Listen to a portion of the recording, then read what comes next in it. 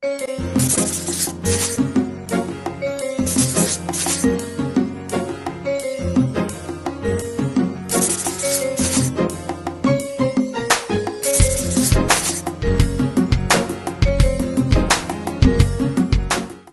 Jeff Cornwall, and this is the Entrepreneurial Mind. Today, our guest is Pearson Talbert with Aegis Health Group. We'll be back to talk with him about his business after these words from our sponsor. Talkapolis, the social media TV network for your city.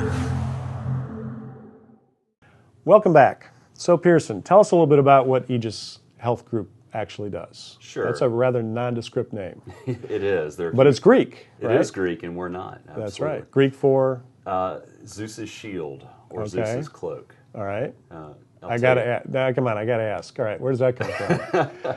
So let me tell you what Aegis does first, All right. and then I'll tell you about the name. So Aegis is a business development company for healthcare, founded in 1989. And hospitals typically hire Aegis to go out and market to employers to do community benefit, drive service line growth, or otherwise engage the population around them rather than waiting for people to come to them.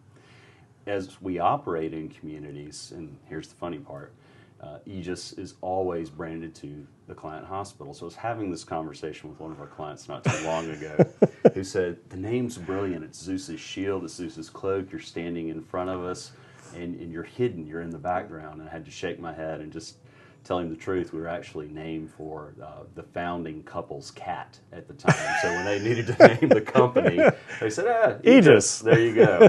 And as a dog guy, it kills me, but there you go. All right, so are you dealing primarily with larger chains or community hospitals? Or It's all over the map. Yeah. Typically, the way people ask us that question is, what's your ideal health system client? We work for small. One that pays. Always. Right, absolutely. We work with large for-profits, not-for-profit, faith-based, academic, urban, suburban. There's really no prototypical client, if you will, for us. What we look for is a health system that is interested in not waiting for people to come to them when they're sick, but who want to get ahead of what we call the care continuum. As one of our clients is fond of saying, if people will come and see us when they're healthy, then they'll come and see us when they're sick. So how do we become healthcare providers rather than sick care providers? So we're coast to coast, California to Connecticut, down to Florida, and everywhere in between. So a little more kind of the nuts and bolts of how you help them. What do you physically do? Absolutely. For us, it's about people, process, and progress. So we put salespeople in a market who are passionate about driving change, who understand the value of relationships. Those people provide the service that line aspect of what we do, if you will.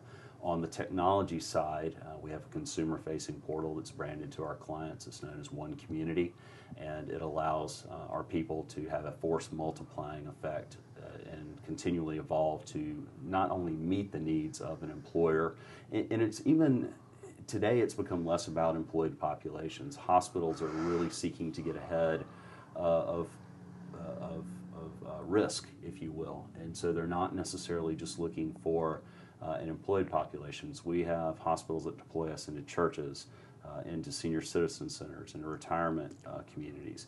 It's about aggregating risk data on individuals so that a physician or a physician assistant can reach out proactively rather than waiting for someone to come and see them. So my nursing home signs up. You're not that old. Thank you. Signs up with you. What would happen to me as a resident? Sure. So the best way to look at that is, in a particular community, a hospital wants to have a relationship with a defined population. Maybe it's Medicare, Medicaid, maybe it's Blue Cross, United, whomever. It's about knocking on the door and saying, hey, we want to help. We're passionate about this. It's what we do. Rather than you getting sick and coming and seeing me, let me come in today and do a screening. Let me talk to you about the risks of prostate cancer, or why it's important to have a primary care physician. don't wait for that event to happen. Don't wait for that heart attack. Don't wait for those arteries to become clogged. Let's get out there today and talk about the benefits of health and wellness.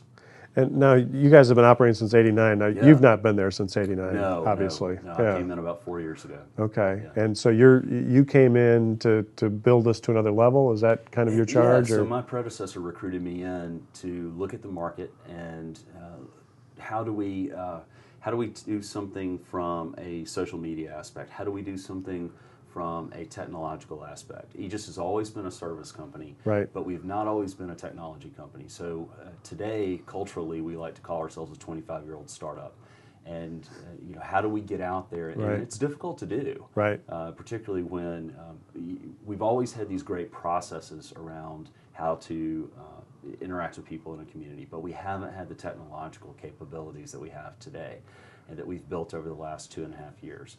And so for us, it's about listening to our clients. And just like our clients who are health systems are being pressured today to do more with less, the triple aim of healthcare, if you will, Right. We're being asked to do the same thing. And so technology is a great equalizer.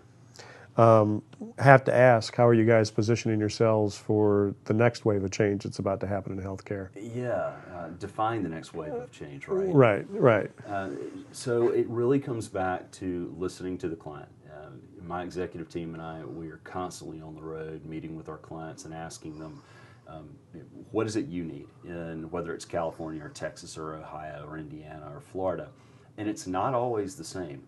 Hospital leaders are fond of telling you, you've never seen a hospital like ours. They're right. They're absolutely right. No two clients are exactly the same. So what's happening in Dubuque, Iowa is much different than what's happening in Jacksonville, Florida or Miami, Florida, for example. Even at the opposite ends of the state, it's a very varied landscape. And we don't have all the answers, but we have a lot of questions. And continuing to ask those questions to get ahead of that risk profile, if you will. So the changes in payment may not affect you as much because you're sort of dealing on the provider side more. Is that the case? Yeah. So we don't work for payers. Right. Not to say that we never would. Right. But for us, there's this rapid shift from fee-for-service to pay-for-performance, right? Right. Everybody likes to look at that and say it happened with the passage of the Affordable Care Act. It actually happened a couple of years earlier. The shot fired across the bow, if you will, it was either Allina or Fairview Health System, and I can't recall which, in 2008, negotiated the first group of managed care contracts and walked away from fee-for-service voluntarily. And it was a shot heard all through the finance community saying, why would you not get paid for an extra ACL? Why would you get paid for the outcome? And their CEO is very savvy. He knew what was coming. And so he got his health system right-sized and positioned appropriately. So while we know that there is a rapid shift from fee-for-service to pay-for-performance, we also know that it'll never be a complete shift.